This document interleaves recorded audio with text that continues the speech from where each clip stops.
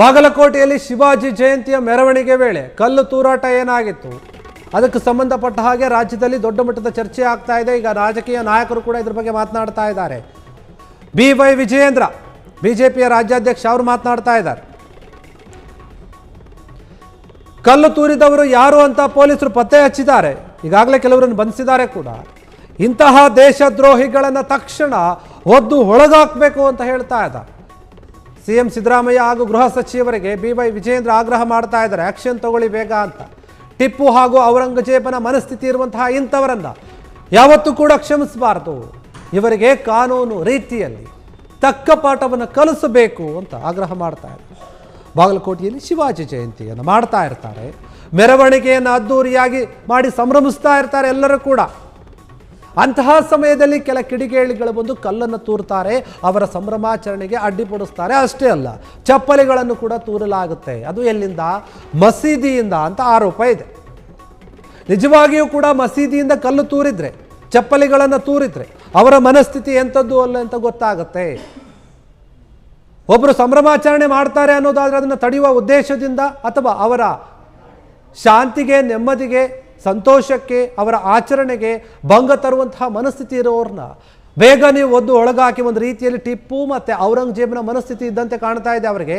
ಇಂಥವರಿಗೆ ಯಾವುದೇ ರೀತಿಯಾಗಿ ಕ್ಷಮೆಯನ್ನು ಕೊಡಬಾರದು, ಕಾನೂನಿನ ರೀತಿಯಲ್ಲಿ ಕಠಿಣ ಕ್ರಮ ಆಗಬೇಕು, ಶಿಕ್ಷೆ ಆಗಬೇಕು ಅಂತ ಹೇಳಿ BY ವಿಜಯೇಂದ್ರ ಮಾತನಾಡಿದ್ದಾರೆ. ಬಾಗಲಕೋಟೆಯಲ್ಲಿ ಶಿವಾಜಿ ಜಯಂತಿಯ ಸಂದರ್ಭದಲ್ಲಿ ಕೆಲವು ದೇಶದ್ರೋಹಿಗಳು ಮೆರವಣಿಗೆ ಮೇಲೆ ಕಲ್ಲು ತೂರಾಟವನ್ನು ನಡೆಸಿದ್ರು. ಇವರು ಯಾರು ಅನ್ನೋದನ್ನು ಈಗಾಗಲೇ ಪೊಲೀಸರು ಪತ್ತೆ ಹಚ್ಚಿದ್ದಾರೆ. ನಾನು ಮಾನ್ಯ ಮುಖ್ಯಮಂತ್ರಿಗಳಲ್ಲಿ ಹಾಗೂ ಗೃಹ ಸಚಿವರಲ್ಲಿ ನಾನು ಆಗ್ರಹ ಪಡಿಸ್ತೇನೆ, ಇಂಥ ದೇಶದ್ರೋಹಿಗಳನ್ನು ತತ್ಕ್ಷಣ ಒದ್ದು ಒಳಗಾಕುವಂಥ ಕೆಲಸ ಮಾಡಬೇಕು. ಇಂಥ ಟಿಪ್ಪು ಮತ್ತು ಔರಂಗಜೇಬಿನ ಮನಸ್ಥಿತಿಯನ್ನು ಇರ್ತಕ್ಕಂಥ ಇಂಥ ದೇಶದ್ರೋಹಿಗಳನ್ನು ಯಾವುದೇ ಕಾರಣಕ್ಕೂ ಕ್ಷಮಿಸಬಾರ್ದು. ಇಂಥವ್ರಿಗೆ ತಕ್ಕ ಪಾಠವನ್ನು ಕಲಿಸ್ಬೇಕು ಅಂತೇಳಿ ನಾನು ಈ ಸಂದರ್ಭದಲ್ಲಿ ಆಗ್ರಹವನ್ನು ಪಡಿಸ್ತಾ ಇದ್ದೇನೆ. ಬಾಗಲಕೋಟೆಯಲ್ಲಿ ನೋಡಿ, BY ವಿಜಯೇಂದ್ರಲ್ಲಿ ಹೇಳ್ತಾ ಇದ್ದಾರೆ, ಇವರು ಬರೀ ಕಿಡಿಗೇಡಿಗಳಂತ ಹೇಳಲ್ಲ, ನಾವು ದೇಶದ್ರೋಹಿಗಳೇ ಅಂತ ಹೇಳ್ತೀವಿ.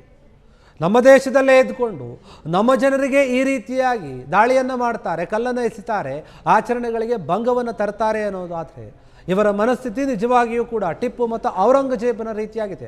ಟಿಪ್ಪು ಸುಲ್ತಾನ್ ಮತ್ತು ಔರಂಗಜೇಬ್ ಇತಿಹಾಸದಲ್ಲಿ ಏನೇನು ಮಾಡಿದರು, ಹಿಂದೂಗಳ ವಿಚಾರದಲ್ಲಿ ಯಾವ ರೀತಿಯಾದಂತಹ ದೌರ್ಜನ್ಯವನ್ನು ಮಾಡಿದರು, ಮತಾಂತರವನ್ನು ಮಾಡುವಂತಹ ವಿಚಾರದಲ್ಲಿ ಅವರ ಕೈವಾಡ ಎಷ್ಟಿತ್ತು, ಅದರ ಬಗ್ಗೆ ಸಾಕಷ್ಟು ಚರ್ಚೆಗಳಿವೆ ಇತಿಹಾಸದಲ್ಲಿ. ಕೆಲವೊಂದು ವಿಚಾರಗಳನ್ನು ಮುಚ್ಚಿಡಲಾಗಿದೆ ಕೂಡ. ಹೀಗಿರುವಾಗ ಇವರೂ ಕೂಡ ಅವರನ್ನೇ ಅನುಸರಿಸ್ತಾ ಇದ್ದಾರೆ. ಬೇರೆ ಧರ್ಮದವರು ಕಂಡ್ರೆ ಇವರಿಗೆ ಆಗ್ತಾ ಇಲ್ಲ. ಹಿಂದೂ ಪರ ಸಂಘಟನೆಗಳು ಈ ವಿಚಾರವಾಗಿ ರೊಚ್ಚಿಗೆದ್ದಿದ್ದಾರೆ. ಅವರು ಕೂಡ ಹೋರಾಟವನ್ನು ಮಾಡೋಕ್ಕೆ ಪ್ಲಾನ್ ಮಾಡ್ತಾ ಇದ್ದಾರೆ. ಯಾಕಂದರೆ ಪದೇ ಪದೇ ಈ ರೀತಿಯಾದ ಘಟನೆಗಳಾಗ್ತಾ ಇದೆ. ಅದು ಕೇವಲ ಹಿಂದೂಗಳ ಆಚರಣೆಯಲ್ಲಿ ಮಾತ್ರ ಇದನ್ನು ನಾವು ನೋಡ್ತಾ ಇದ್ದೀವಿ. ಅದೇ ರೀತಿಯಾಗಿ ಬೇರೆ ಧರ್ಮದವರು ಆಚರಣೆ ಮಾಡಬೇಕಾದ್ರೆ, ಮುಸ್ಲಿಮೋ, ಕ್ರಿಶ್ಚಿಯನ್ನೋ, ಬೌದ್ಧ, ಸಿಖ್, ಈ ರೀತಿಯಾಗಿ ಅವರವರ ಆಚರಣೆಗಳನ್ನು ಮಾಡಬೇಕಾದ್ರೆ ಎಲ್ಲಾದರೂ ಕಲ್ಲು ತೂರಾಟ ಆಗಿರುವಂಥದ್ದು ನೀವು ನೋಡಿದ್ದೀರಾ? ಇಲ್ಲ ಅಲ್ವಾ? ಯಾಕೆ ಈ ರೀತಿಯಾಗಿ ಹಿಂದೂ ಆಚರಣೆಗಳ ವೇಳೆಯೇ ಈ ರೀತಿಯಾಗಿ ಆಗ್ತಾ ಇದೆ? ಅದು ಕೂಡ ಪದೇ ಪದೇ ಮಸೀದಿಯಿಂದ ಕಲ್ಲು ಬರ್ತಾ ಇದೆ, ದೊಣ್ಣೆಗಳು ಬರ್ತಾ ಇದೆ, ಚಪ್ಪಲಿಗಳನ್ನು ಹಾಕ್ತಾ ಇದ್ದಾರೆ. ಇವರು ಕೋಮು ಸೌಹಾರ್ದತೆಯನ್ನು ಮೆರಿತಾ ಇಲ್ಲ, ಕೋಮು ದ್ವೇಷವನ್ನು ಬಿತ್ತುತ್ತಾ ಇದ್ದಾರೆ. ಧರ್ಮಗಳ ಮಧ್ಯೆ ಒಂದು ರೀತಿಯಲ್ಲಿ ಜಗಳ ಆಗುವಂತಹ ರೀತಿಯಲ್ಲಿ ನಡೆದುಕೊಳ್ತಾ ಇದ್ದಾರೆ. ಕ್ಷಣ ಕ್ಷಣದ ಸುದ್ದಿಗಳಿಗಾಗಿ ಫ್ರೀಡಂ ಟಿವಿ ಸಬ್ಸ್ಕ್ರೈಬ್ ಮಾಡಿ, ಲೈಕ್ ಮಾಡಿ ಹಾಗೂ ಫಾಲೋ ಮಾಡಿ.